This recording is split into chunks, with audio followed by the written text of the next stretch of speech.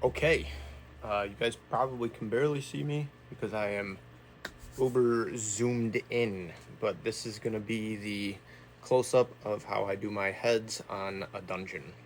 We're just going to jump right into this. You get to this point, you got your marabou, little pieces of marabou tied in there right behind where your collar goes. So now you're going to switch over. You're going to start using GSP. I use 100 denier, but you could also use 150.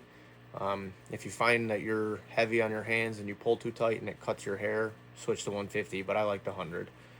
Saves bulk. So you're going to switch to GSP. Then you're going to grab some deer hair. We're going to do white and gray on this head. This is deer belly hair. Another really good option, what I use the most, is Wapsi Primo hair. Hairline makes it too. And then you're going to need blades of some sort. I use cheap Walmart brand, Vander Hagen or whatever you want to call them. Usually get 1 or 2 heads out of each blade.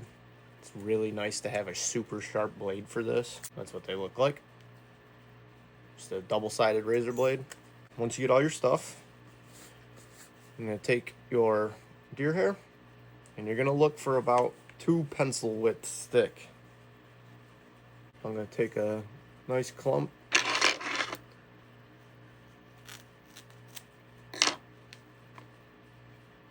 Okay. So that's about how thick I've got it going here. And you're going to take that, you're going to clean it out. Pull all this like soft, fuzzy under hair that you can see flying around. You're going to pull all that stuff out.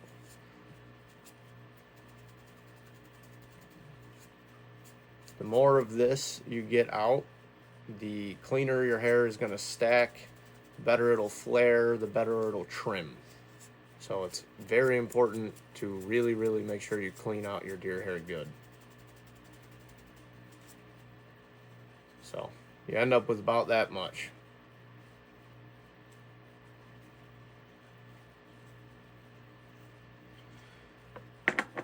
Once you get this all cleaned out, you can grab a hair stacker. You don't have to do this part. I think it looks a little neater though. Your collars come out a little cleaner, but you'll take a hair stacker. You're gonna take this fresh cleaned clump. It's alright, you're gonna lose a few, no big deal. Drop it in your hair stacker. So if you can see, what that does is it just lines up all the ends nice and neat. So then I'll pull it out of the hair stacker and give it one last little fluff. Make sure there's nothing extra in there. Pull any of these weird loose ends out. Boom. So now you got this nice, neat, stacked collar. Take my scissors. I'm going to trim these butt ends nice and flush. Looks like that. And you take this, and I usually go, so you got this marabou here. I usually go about halfway or maybe a touch more than halfway into that collar marabou. Switch over to my left hand. This whole time I've been doing this, I haven't even started my thread. Yeah, start your thread before you do all those other steps.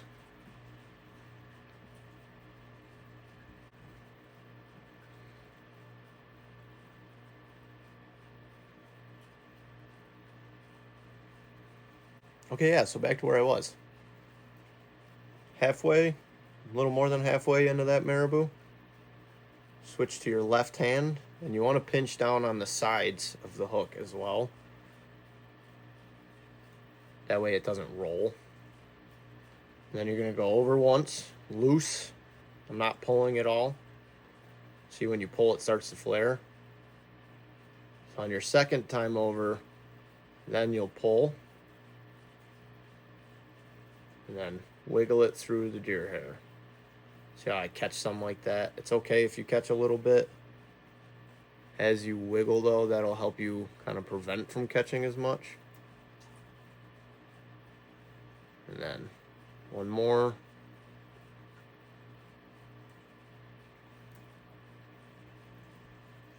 Give it a good pull, make sure everything's good and secure. So this is where I do mine different. if you watch Kelly's videos or a lot of other people's videos, they'll cut all of that butt end section out and then retie another piece in to make their heads. Personally, I don't do it. I leave it in there. Every time I cut it out and try and retie stuff in there, I can never get it to look right. This works fine for me. Totally personal preference thing. I like to do it this way. So you get that first stack tied in. Now we're going to switch to white for our throat color.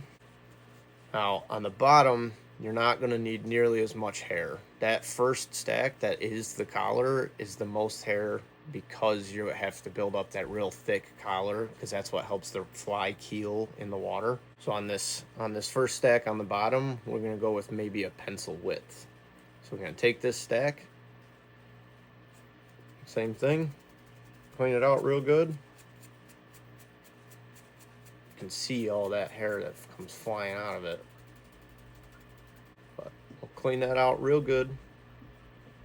And I'm going to take it, I'm going to cut it down to about, I don't know, half an inch maybe. Yeah, a little more than half an inch maybe. If you don't have a rotary, this is a little trickier. Get your fingers in there like that. But you're just going to take it and pull up through. If you do have a rotary, you can flip it. Same as your top stack. You're going to pinch on the sides of the hook. But go over it. And this one, I'll pull it tight on the first go through. So now you go over it, and then just like you did on that top, wiggle your way through. Get through this white hair one more time.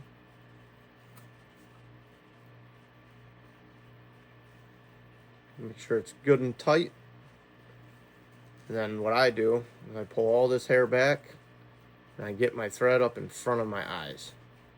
So pull the hair back, thread in front, give it a couple wraps, boom. So now you can kind of push and pinch. It'll help keep that hair that way and out of your way. Now you're gonna move on to gray. I'm gonna do the last two stacks here. You're going with about a pencil width. Clean it out. There's lots of underhair in that one. Can't stress how important it is to do this. Your heads will not flare and trim like you want them to if you leave a bunch of that underhair in there. I'm going to trim it the same way, about half an inch, maybe a little more. So now you got another little stack here. You're going to rest it right up in there. If you guys can see. Switch to the left hand. Just like that. Now I'm going to go over once, over twice. Now before you pull this, if you want a clean break in your head, what you got to do is get your finger under that stack. And what that'll do, see how it's rolling like that? If you get your finger under it and pull, your finger kind of acts as a stop to prevent it from rolling as much. You can correct it a little if you have to. But you get that first stack in there, you pull it, go through it one time.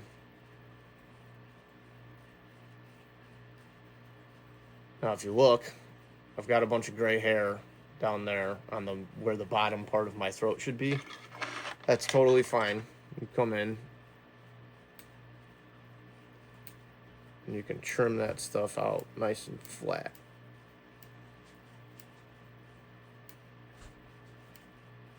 And I know a lot of us are perfectionists, but the fish don't really care if these hairs blend.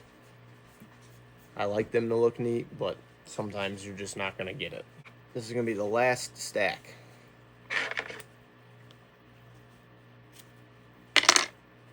Get yourself about a pencil.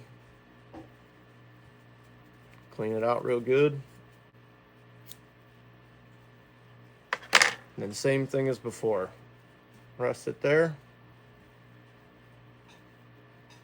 Grab it with your left hand.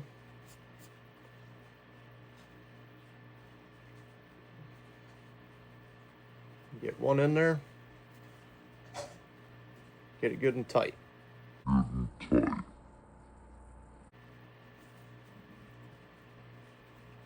actually messed that one up. It started to roll on me. Don't be stingy. If it doesn't look right, or it doesn't look like enough, or it's rolling weird, just get rid of it. Cut it, retie, whatever you gotta do.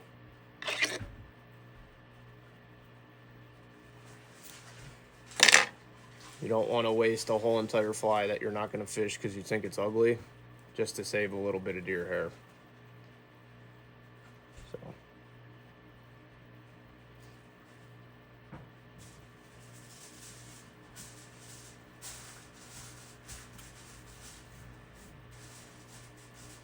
So I'll get that run through, get it pulled tight so it's nice and cinched down.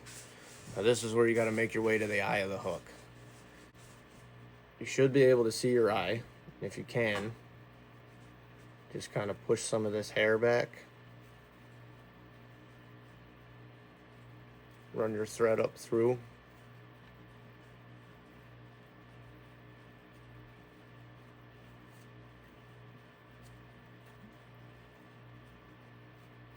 Get your thread up to that eye.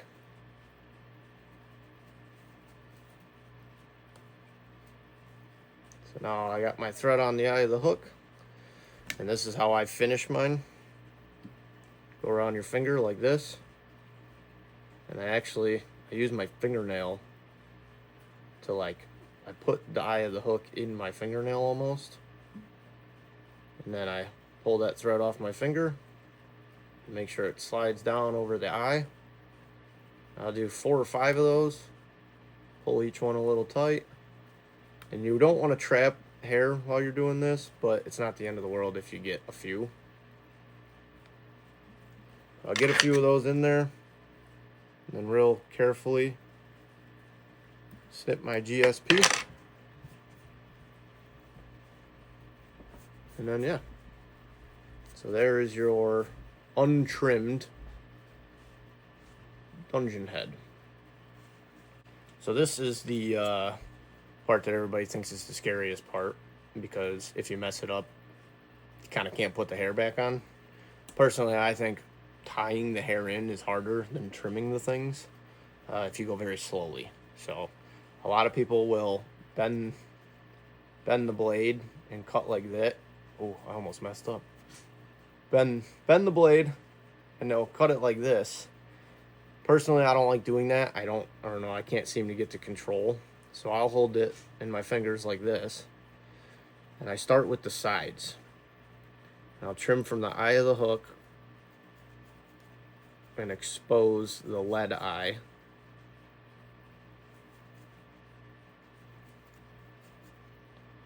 I'll do that on both sides. So if you look, I got it nice and clean where the eye is. Then I'll kind of give like a rough cut on the head up here.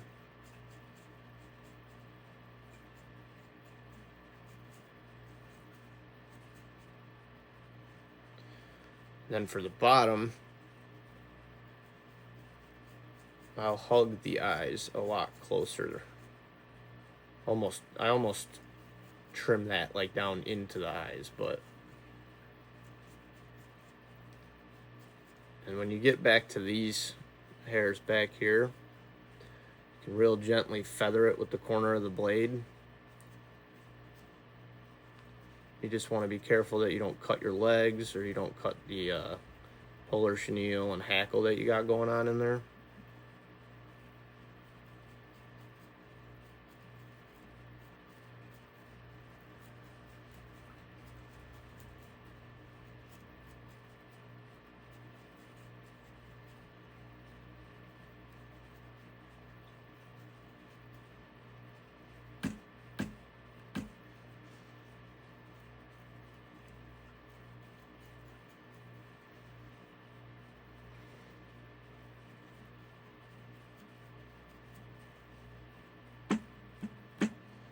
So trimming these things is not a race. You want to go very slow because you can always take more hair off, can't put it back on. Once you've made that cut, you're kind of committed. So just go slow. There's no reason to rush this thing. So I'll get my bottom trimmed and I'll get my sides trimmed. Get all of that to where it's finished, if you will. And then I'll go back up to the top and I'll finish up my top. So a really important thing when you're trimming the top of the head is as you get closer to the collar, you want to make sure you don't cut into the collar. You don't want to cut the collar hair. That collar is made up of these tips.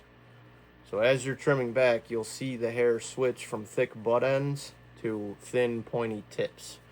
You want to be very careful that you, as minimal as possible, don't trim any of these tips, because that's what builds up the collar of the fly. So just start working your way through here.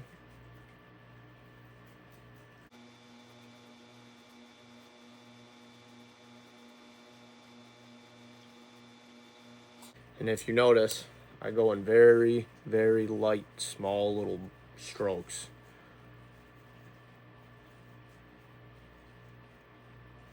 If you come in here and you just start hacking away, you are going to mess up. And then all the time you put into that fly is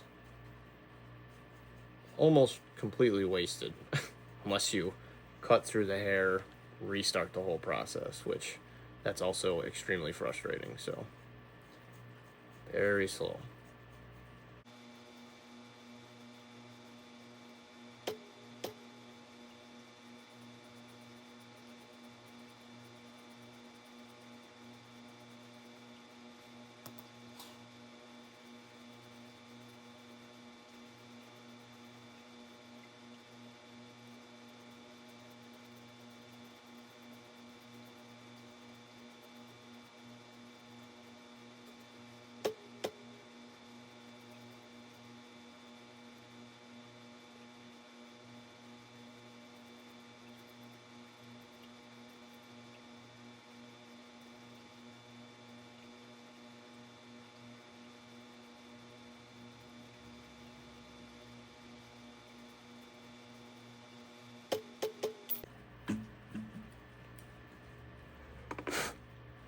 This is another piece of advice I'll give you. If you think it looks good, if you're happy with the way it looks, you should probably just stop. Because I'm happy with the way this looks. There's like one tiny little bump that I could maybe touch up. But the more you keep going back and trying to tweak it just a little bit and a little bit and a little bit, the more you take off, eventually you're going to overdo it. And like I said, you can't put the hair back on. So if it gets to a point where you're like, you know what, this does look good and it's definitely going to fish good, just call it, because you will mess it up if you keep tinkering with it. So I'm happy. It looks good to me. I will say shape is kind of suggestive on these. I like this kind of bullet head, if you will. There's some people that do them way bigger. Some people that try and trim them a lot smaller. It's kind of suggestive. It's totally up to you. This shape is my favorite. It's kind of like a more slender look, but you know, when I do ones in sculpin colors like this yellow, for example, see how much bigger I made that head. It's a lot bigger, more round. That's a fatter, more sculpin-y looking head. This one's a bait fish, kind of like a shad color, so I go with a little bit more of a slim, bullety profile. It's totally up to you. It's totally up to your forage, what you're trying to accomplish with the fly. I will say bigger heads are more buoyant, so usually when I do a bigger head like this, I'll do a medium eye rather than this where I did a small eye, just to kind of counteract that balance. That's we'll talk about that in the fishing portion of the videos though. So anyways, that's how I do my dungeons. That's how I do my heads. I've had a ton of people asking about it. I do vary a little different from your traditional way, if you will. But this works for me. They come out clean and they fish extremely well. So I hope this helps you guys. I hope that kind of makes sense. You know, if you have questions, or if I didn't touch on anything, or if I didn't explain it well enough, drop a comment. Let me know. Yeah, thanks for watching, guys. I hope that you can trim up a nice dungeon head. And if you do, make sure you tag me in it on Instagram, Facebook, whatever you post it on. I'd love to see what you guys come up with. So I'll see you in the next part of the streamer masterclass. We're going to take this bad boy out and we're going to go fish it.